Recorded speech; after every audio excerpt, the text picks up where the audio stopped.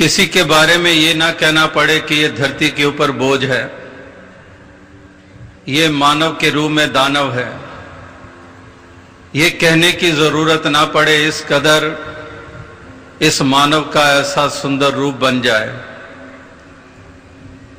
और ये रूप तभी बनता है जब जीवन में रोशनी आती है, मन रोशन होता है, आत्मा रोशन होती है, महापुरुषों की संतों की मति को धारण किया जाता है, मन मति को एक तरफ किया जाता है, पावन और पवित्र सोच बनाकर इस प्रकार से जब शुद्ध भावनाओं से युक्त होकर जीवन जीते हैं तो तभी हम सही मायनों में इस धरती के ऊपर बोझ नहीं फिर माने जाते, हम एक चमकते सितारे के रूप में बन जाते हैं।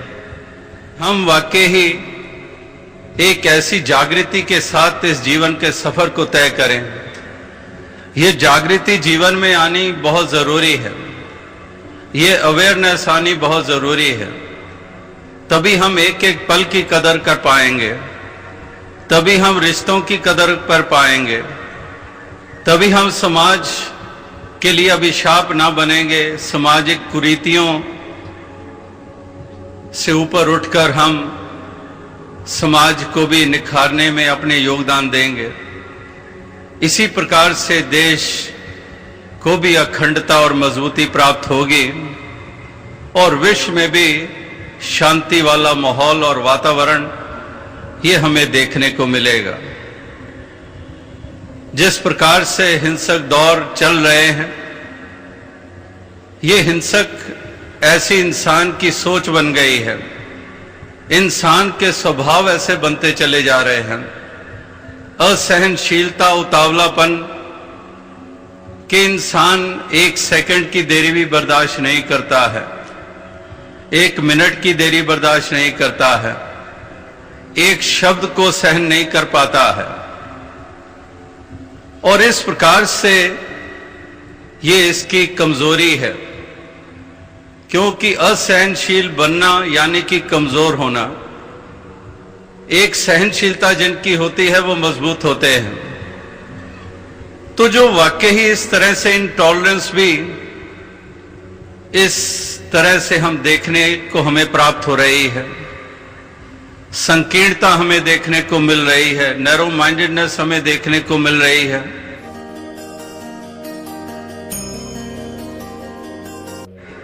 दावे करते हैं हम आधुनिक युग के वासी हैं, आधुनिक युग में हम जी रहे हैं, जहां पर इंटरनेट स्पीड जो हम इस्तेमाल कर रहे हैं, अभी पीछे ही यूरोप में पता नहीं कितने गुना, हंड्रेड्स ऑफ टाइम्स ज्यादा फास्ट स्पीड इंटरनेट की उन्होंने अचीव की। तो इस तरह से एक एक आविष्कार को, इन्वेंशंस को हम प्रोग्रेस मानकर अपने आप को प्रोग्रेसिव मानते रहे हैं। तो दावे तो हैं हम आधुनिक युग के, हम बाशिंदे हैं, इस युग में जी रहे हैं, लेकिन वास्तविकता में हमें जीवन जीने का सलीका ही नहीं आया। चांद पे पहुंचे या मार्स तक भी पहुंच जाएं, लेकिन हमें अभी भी अपने घरों में, समाज में, अपने देश में, इस धरती के ऊपर जीवन जीने का सलीका अभी तक नहीं आया है। और उसी के कारण जो विषैले वातावरण है, उसी के कारण है। जिन्होंने जीवन को जीना सीख लिया, जिन्होंने अपने मन में उजाला कर लिया, जो भेदभाव से ऊपर उठ गए, जो सहनशील बन गए, जो दूसरों की सोच अपनी सोच से ज्यादा रखने लग पड़े और सेल्फिशनेस से ऊपर उठकर जीने लग पड़े, तो उन्होंने ही इस धरती को राहत दी है, उन्होंने ही इस धरती को ठंडक दी है, उन्होंने ही इस मानव जाति का रुतबा, एक इस परचम को ऊंचा रखा है। इस परचम को लहराए रखने के लिए वाकई ही ऐसी अवस्था वालों का ही योगदान है यानी कि अंधेरे में उजाला भी है। अगर अंधेरे का जिक्र, अंधकार का जिक्र विस्तार से होता आ रहा है, डार्कनेस का जिक्र होता चला आ रहा है, वहां पर उजाला भी है। और उजाले का महत्व, डार्कनेस कहते किसको है? रोशनी का ना होना अंधकार होता है।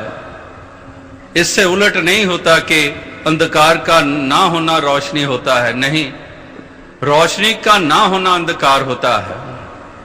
मूल रूप में रोशनी की महत्ता है कि रोशनी है तो भरम दूर हैं, मन में सुंदर भावनाएं हैं, और अगर रोशनी नहीं है तो फिर कुमति है, फिर भय की चाल है, भटकी चाल है, गिरी हुई चाल है, भरम और भ्रांतियों के पुलंदे हैं। तो रोशनी का ना होना यही अंधकार को जन्म देता है। तो ये अंधकार से निजात पाने के लिए रोशनी जीवन में आनी बहुत जरूरी है, बहुत लाजिम है। और ये ज्ञान उजाला पाकर ये तन, ये मन, ये आत्मा, ये रोशन हो जाती है। और इस प्रकार से फिर हम इस धरती के ऊपर एक ऐसे रोशन मीनार भी बन जाते हैं।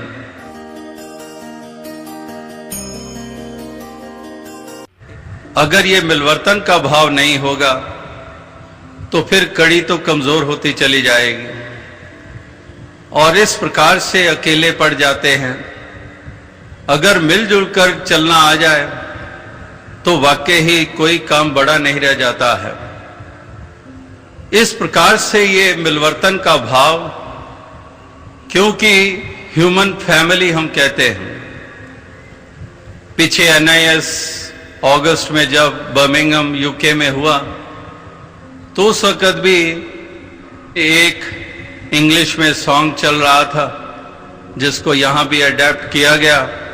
जब यहां के नौजवानों ने शॉपिंग मॉल्स में भी इस तरह से, जब वहां पर वो मॉब डांस किए, जहां पर स्ट्रीट शोज किए, तो उसमें भी उन्होंने उसी लिरिक्स को, उसी गीत को भी अपनाया अन्य रचनाओं के साथ साथ। और उसमें वही पंक्ति थी कि मैनी रेसेस मैनी फेसेस, कि कितनी रेसेस हैं, कितने शक्ल सूरत एक की दूसरे से मिलती नहीं है, सब अलग अलग आकृतियां हैं। और उसको पूरी पंक्तियां ना कहते हुए जो एक पंक्ति जो लास्ट में कही जाती है वो यही कि वी आर वन फैमिली। तो वहां पर NIS में दास ने यही कहा था कि saints are always waiting for that day, they want to see that day when we can say that we are one finally. Family, we are one family, ये शब्द ही ना रह जाए। That we are one finally that day has come।